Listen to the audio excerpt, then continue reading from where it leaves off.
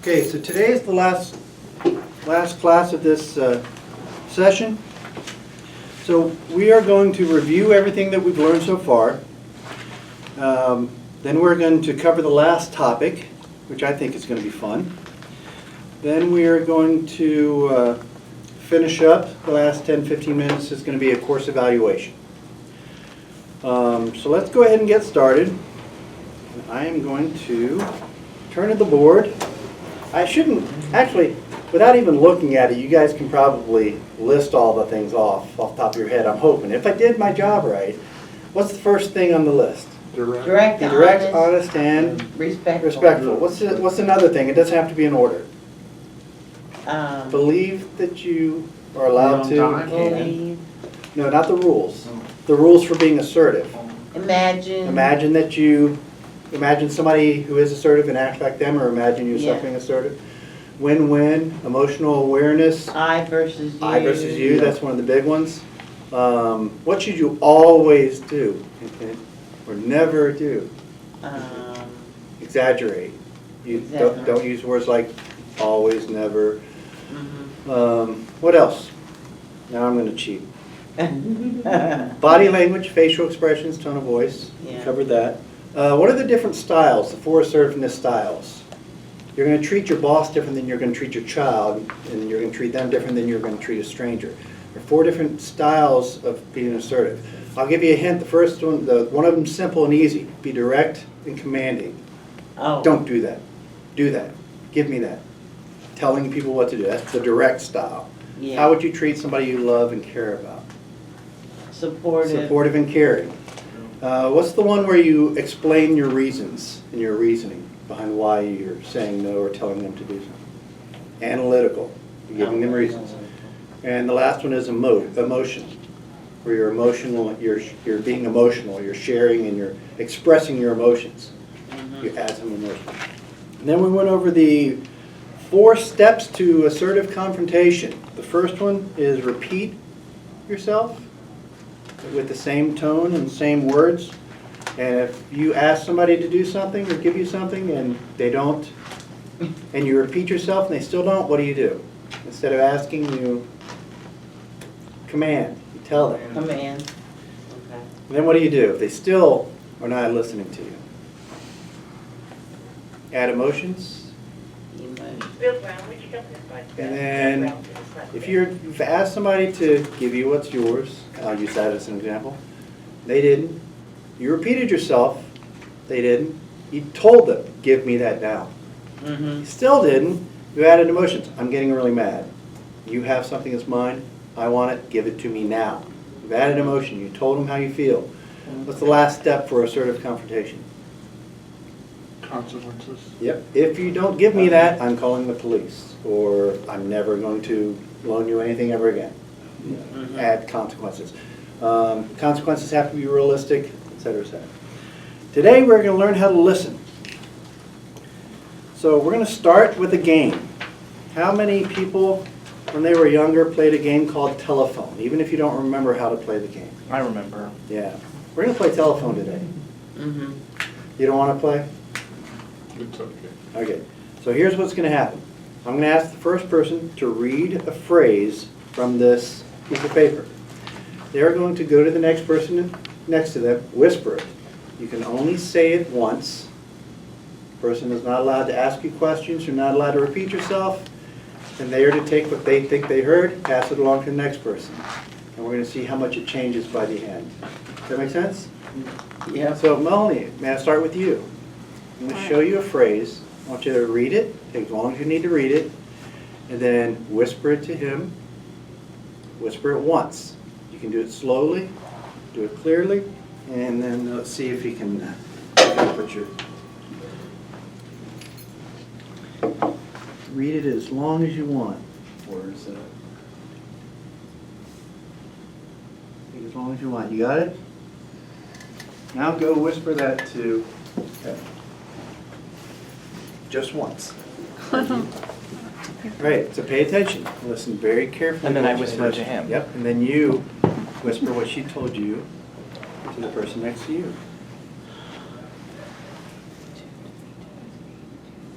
All right.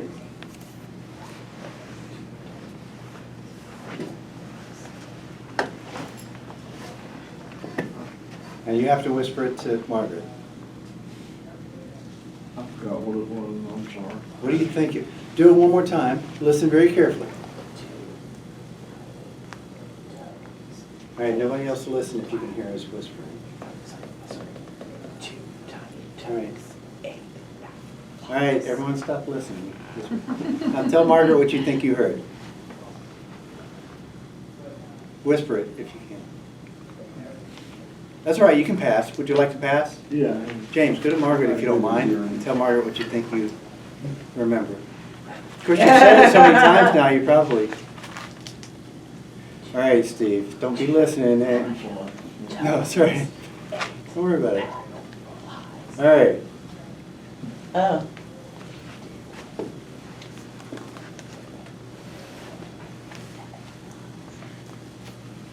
Okay, I now you think I get got your a stuff. little mixed up. All right, what did you hear?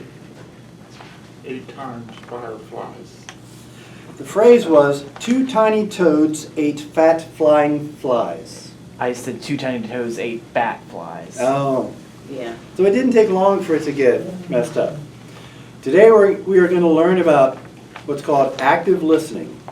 So we are going to turn to page...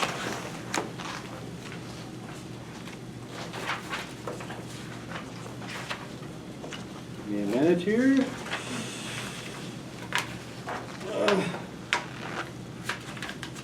Sorry.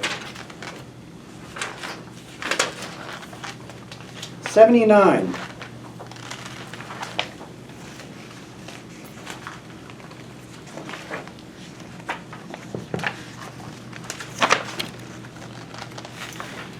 Okay, so remember we've talked about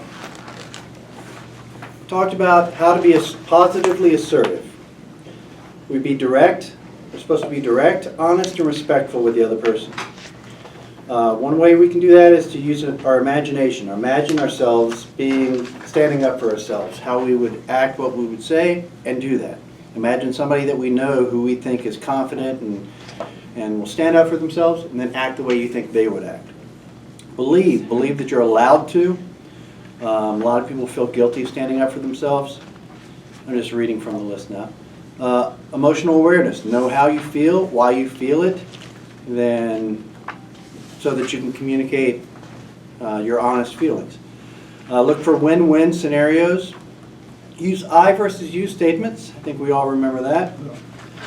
Stick to the facts and don't exaggerate. Don't use words like always, never, hate, love, worst, best, greatest, etc. Use words that stick to the facts of the situation. Watch your body language, facial expressions, and tone of voice. Make sure you know what style you're using and ask yourself if it's appropriate for the person that you're talking to. If you're in a confrontation, repeat yourself, command, add emotions, add consequences. Now, if you do all that, you do it right, the other person's going to always do what you want and give you what you want, right? No. So now what do? You may be concerned about what to do if the other person responds emotionally and defensive to your confrontation. That was assertive and positive. This is a legitimate concern and a likely occurrence because most people don't know how to be assertive and positively assertive. Most people don't know. Most people use you statements, especially when they're mad or in an argument. But if you're doing everything right, the other person most likely is not going to respond the same way. Probably the most effective technique for handling such responses is empathetic listening or active listening. That's what we're going to learn how to do today. The idea is to listen carefully when the other person responds to what you have said and prove that you heard and understood by restating what you heard. Your What page restatement, are you on? 79. We don't have a 79. Oh, I think they're out of order. We had that problem last week when the books were made. It jumped from page 70 something to page 80. If you go past page 81, I think it was, you might find page 79. It looks like this. Mine jumps to 89. Here. Active listening. Active listening. Let me help you find your page. Yeah, my 78 is here, but then it goes to the appendix. Yeah. You're going to have to I find went back to 70 and it jumped to 80. Yeah. like I said, the Yeah, person who that's- made our books. And you have no, here's 82, 83, there you go. Sorry, they're way out of order. Problem that I'm gonna make sure gets fixed in the next class. Everybody's on active listening. Okay, so the other person's not responding the way we hoped for, so we're gonna use active listening. The idea is to listen carefully when the other person responds to what you have said and prove you heard and understood by restating what you heard. Your restatement needs to be paraphrased so you won't sound like an echo. Try the following effective formula. Paraphrase the content, summarize the information or thoughts that the other person expressed to you. This establishes that you understood what he or she said. Acknowledge feelings. Even though the speaker may not have said what he or she is feeling, trust your intuition. Make a guess and put the speaker's feelings into words. This demonstrates your empathy. Then end with a checkout question. Signal that you have finished responding by asking a question such as, right, is that what you said? Did I hear you correctly? Or something similar. He or she will either confirm or correct you and will feel heard and understood, which helps someone be less defensive and emotional. So, who wants to role play with me? I'll help you. It'll be really easy. Anybody? Going once? I can do both roles, but it'll look really funny with me sitting up here. Hey, David. Yes, David? It just doesn't. I'll do it. All right. So I'm going to tell you something, Mhm. and I want you to tell me what you heard, paraphrasing it. You don't want to mimic the person. You don't want to be like a parrot. I'm going to say something. I want you to tell me what you heard me say, tell me how you think I'm feeling, and then ask me a question. Ask me if you got it right. Does that make sense? Okay. Well, I don't like it when people show up to class late, and you're always late to class. What I heard you say is that you don't like it when I show up late to class How do I feel? and you feel, One way to You know- acknowledge their feelings is to, it sounds like you if I might say be angry, upset. then you, No, whatever you Upset. think. Trust your intuition. That's why the book says trust your intuition. I'll say upset. Okay? You seem upset that I'm late all the time. And then end with the Sorry, question. folks. Ask me if you got it right. Did I get it right? Yeah, that's right. Okay. And theoretically, if somebody's upset, if they're not responding right to you, by doing that, by using active listening, you're basically the book says you're putting them at ease, you're helping them be less defensive and emotional. So, somebody else, role play with me. Let's wait till he's out his phone. That's what we ask people to do. He did exactly what we wanted. If you do have to take a call, take it out in the hall. That way the group can continue without interruption. So that was perfect. All right, so let's do it again. Somebody asked me for the $20 that I borrowed from you last week that I told you I'd give you yesterday, and I didn't give it to you. I'd like you to give me my $20 back. Oh, be more assertive, not like. Will you? Ask me a yes or no question. Will you return my $20 that I lent you yesterday? Yeah, I'll give it to you next week. Ask for me to give it to you today. I need the money today. Will you give me the money today? Will you give me the money today? You know, I knew you were going to make me feel bad about borrowing money. You know I don't have a lot of money. You know I'm not working right now. I can't do it. So tell me what you think I told you.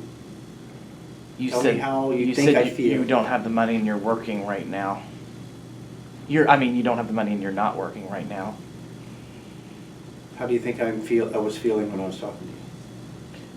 Annoyed. Sounds like you're upset, or it sounds like you're mad, or it sounds like you're frustrated, or it sounds like, how do you think I was feeling? Use your gut. Tell me how I was feeling, how you think I was feeling. You were feeling annoyed.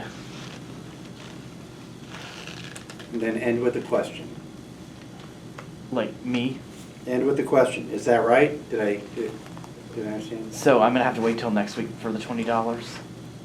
No, just ask if you understood what I was telling you. If you got that right. So you repeat back what they said to you, and then you tell them how you think they're feeling. It sounds like you're really upset, or it sounds like you're frustrated, or annoyed that I asked you for it. Did I get that right? Yeah. You want to end by asking them if you understood what they told you. That make sense? Okay. So now we're going to do it differently. Who wants to be the bad guy? I want you to be upset with me. So I want somebody to get upset with me.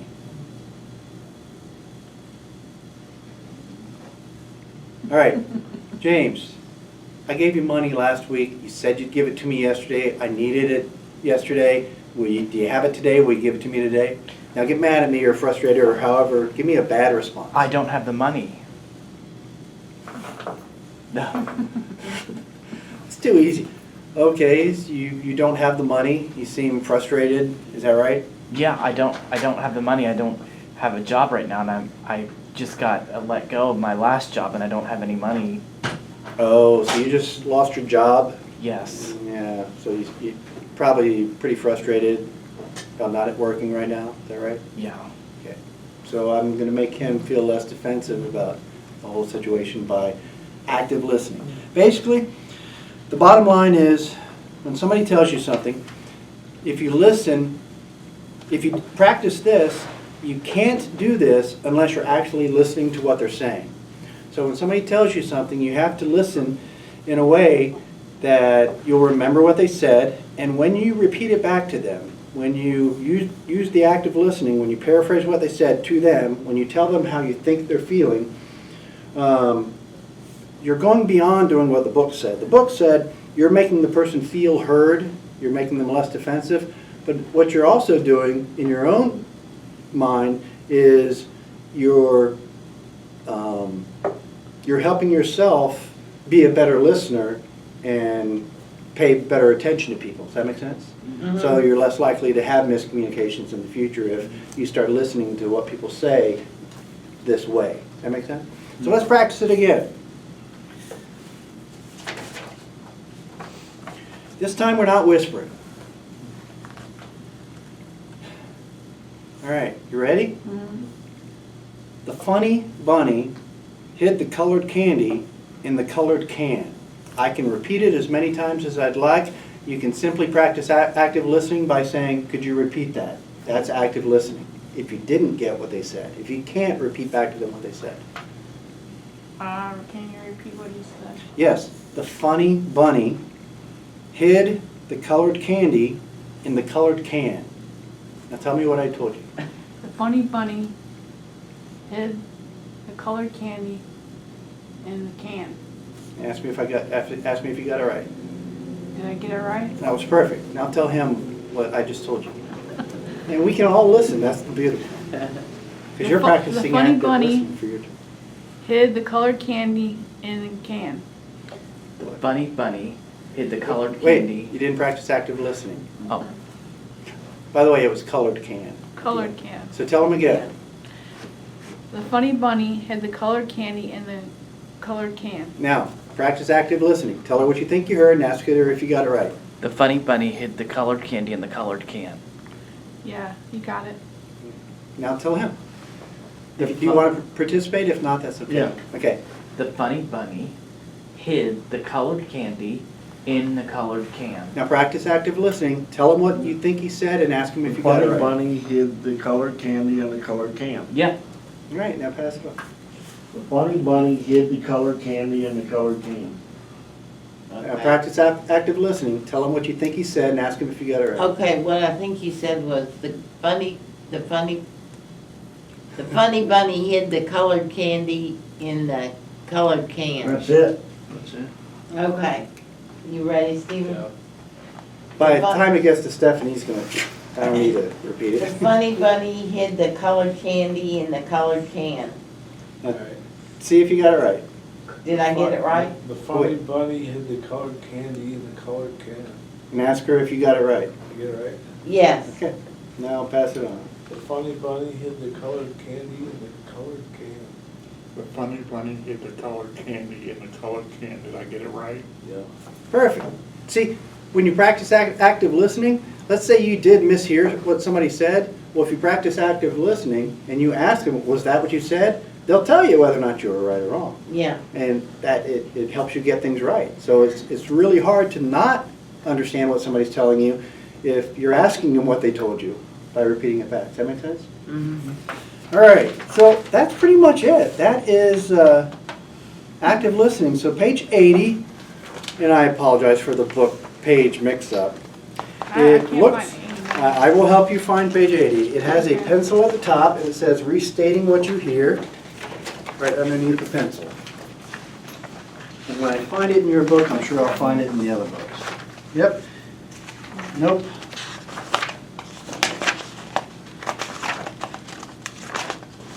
It's back, actually. What does it say at top? there it is. If you were on the active listening page, flip it back, and page 80 is actually behind that. Back to the active listening. Restating what you hear. Terry might react to being confronted about his dinner time behavior by saying, "Get real, Mom or Dad. All you ever talk about is quality time. We don't have any quality time in this family anymore." This is page 80? Page 80. You find it? Yeah. Restating what you hear. Yeah. So I'm going to do it again. I'm the teenager. I have teenagers, so I can do this well. "Get real, Mom. All you ever talk about is quality time. We don't have any quality time in this family anymore." First of all, what rules did I break? Because that kid isn't being assertive.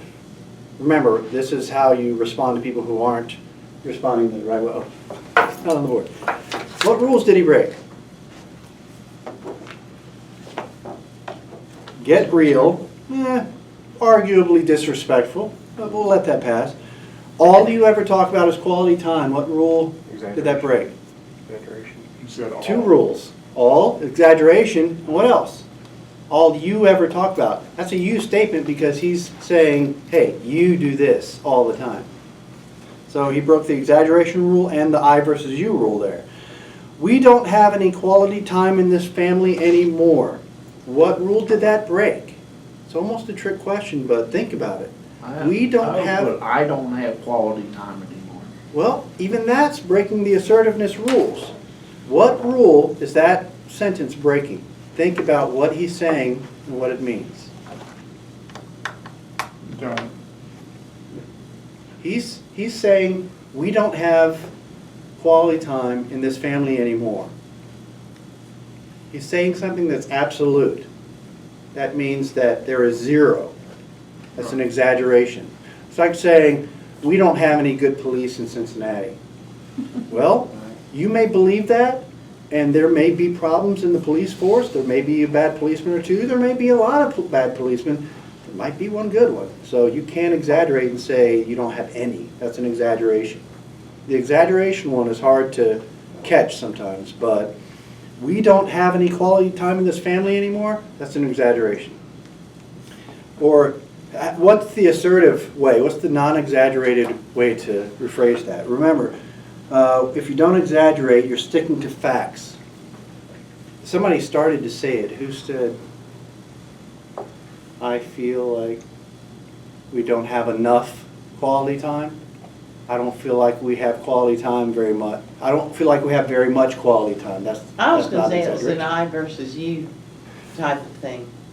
Well, we is both. We is both, yeah. So, you're right. Arguably, he broke the I versus you rule. All right, so what is Terry's unstated emotion? Pain, Hmm? pain. No, what was he?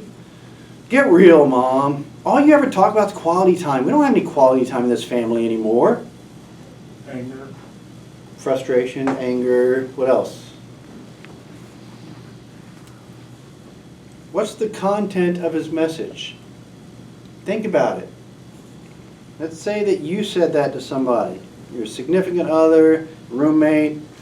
Stop asking me to sit down and have dinner with you on Sunday afternoons. We don't have any decent dinners here, or whatever. It doesn't have to be a child. What's he really saying? He's complaining. About what? Be as specific as possible. What's the content of that message?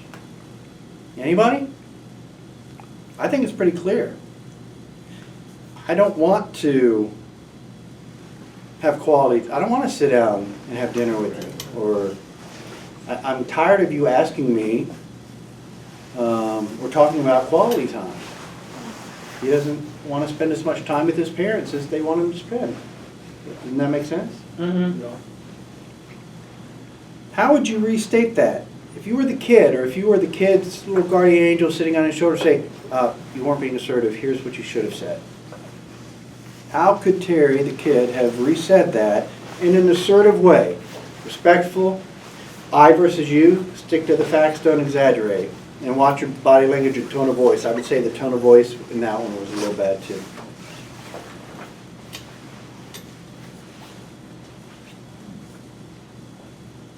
Anybody?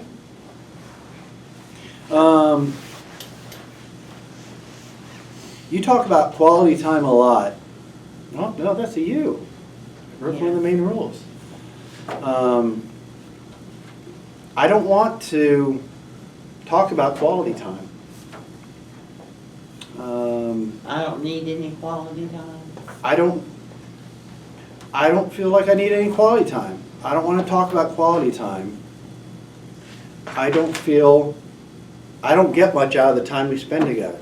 When you said we don't have any quality time in this family anymore, you could say, I don't get much out of the time that we spend together, or out of our quality time.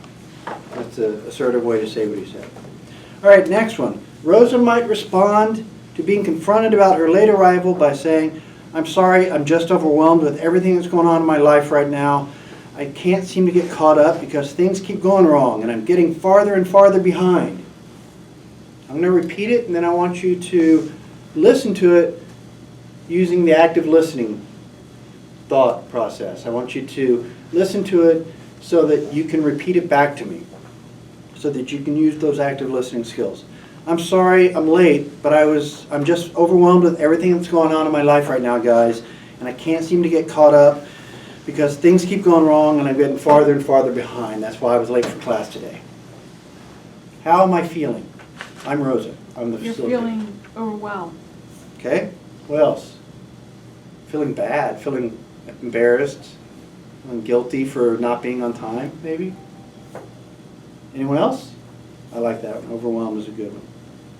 What was the content of my message? Frustration. That's what I'm feeling. But what am I saying? What am I communicating to you guys when I was saying all that stuff? Remorse. Yep. But what did I tell you? In its simplest form. You hit it. You came the closest with your feeling. What is that feeling? You said I felt like I was overwhelmed. You hit the nail on the head with the feeling. And you know I felt that way because what did I tell you? That The answer's right now. Overwhelmed. Huh? that you're overwhelmed with everything. That I've got a lot going on and I'm having a hard time dealing with it. Yeah. Mm-hmm. That make sense? Mm-hmm. So, how would you use active listening to respond to Terry? We'll go back up to the top.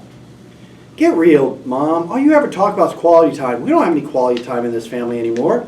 Use active listening to respond to me, Terry, the teenager who just said that. Tell me what I told you. Tell me how you think I feel. Oh, it seems like I can tell you're getting frustrated, or it seems like maybe you're feeling this way. So tell me what I told you. I'm Terry. Get real, Mom. All you ever talk about is quality time. We don't have any quality time in this family anymore. Now use active listening to tell me what I just told you. And ask me if I got it right. If you got it right. How I felt. You're the mom or dad. What you're saying to me is that you don't feel like we have any quality time together anymore. And how am I feeling? It seems like you're feeling. It seems like you're feeling upset that I asked or something. And then ask if you got it right. Did I get that right? Yeah. Yeah. That theoretically helps that person be less defensive and less argumentative, which gets you to a better place in the conversation. Now I'm going to be Rosa. I showed up for class 10 minutes late as the facilitator, and I come in. Guys, I'm so sorry. I'm just overwhelmed with everything going on in my life right now. I can't seem to get caught up. I'm getting farther and farther behind. I'm sorry. Now use active listening. Tell me what I just told you. Tell me how you think I'm feeling. Ask me if you got it right. Anybody? What I hear you saying is that you're overwhelmed and you feel like you're not getting anything accomplished anymore. Yeah. And you just Yeah. get further and further behind. And ask me. if Am you're I, right. am I correct in asking you that? Yeah.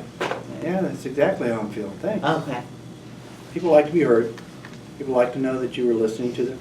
And if you use active listening, which is simple, it's just repeating back what the person said to you.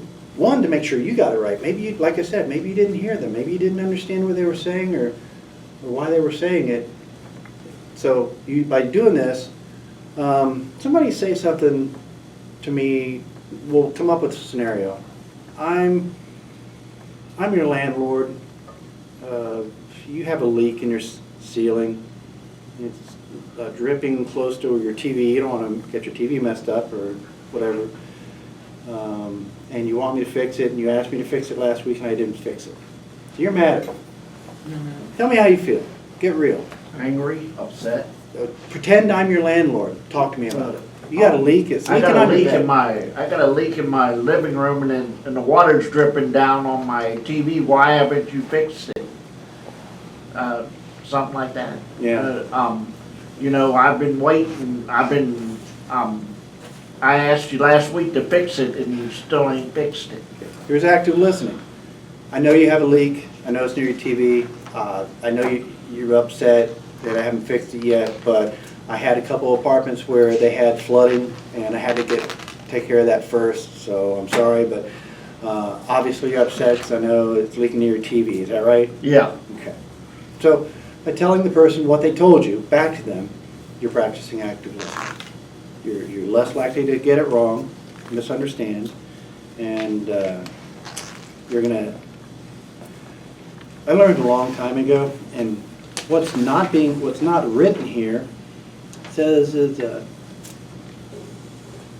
he or she will either confirm or correct you, and will feel heard and understood. And I learned a long time ago from my therapist, because I was working on having a better relationship with my kids. I was newly divorced, didn't know how to take care of them. I was getting frustrated and overwhelmed all the time. And I asked my therapist for help with it, and my therapist said, one of the first things she told me, which really helped a lot, children want to know that they're heard. They want to know that you respect their opinions, even if you're not going to, do what they want you to do. They want to know that you know what they want. So by practicing active listening with kids, practicing active listening with kids gets you a long way with kids. Because kids want to feel heard. They want to feel like what they think matters. They want to know. They want to believe that their opinion matters. Even if you don't do what they want, if you communicate to them that you understand what they want, it makes kids feel a lot better and more important. And it's true with adults too. So people want to feel heard. So if somebody's really upset with you, the easiest thing you can do is practice active listening. Tell them what you think they just told you. Tell them how you think they're feeling, empathize with them, and then ask them if you understood what they told you correctly. And you either did or you didn't. And if you didn't, they'll correct you, and then you'll understand what they were telling you. Either way, they're going to appreciate the fact that you were listening to them. They're going to appreciate feeling heard. They're going to appreciate being empathized with, and they're going to be less defensive and less argumentative and less upset a lot of times What if too. somebody's just vague about what they say, like, I'm feeling bad? See what I'm saying? Okay, let's use one of the examples in the book. Terry, his mom probably said something like, it's time for Sunday dinner. We always sit down to get dinner together. So please put your phone down and come over to the table and sit with us at dinner. Mm-hmm. Terry gets really upset. Get real, Mom. All you ever talk about is quality time. We don't have any quality time in this family anymore. And she uses active listening and says, okay, you don't feel like we have any quality time anymore. It seems like you're frustrated and irritated that I asked you, like you said earlier. Is that right?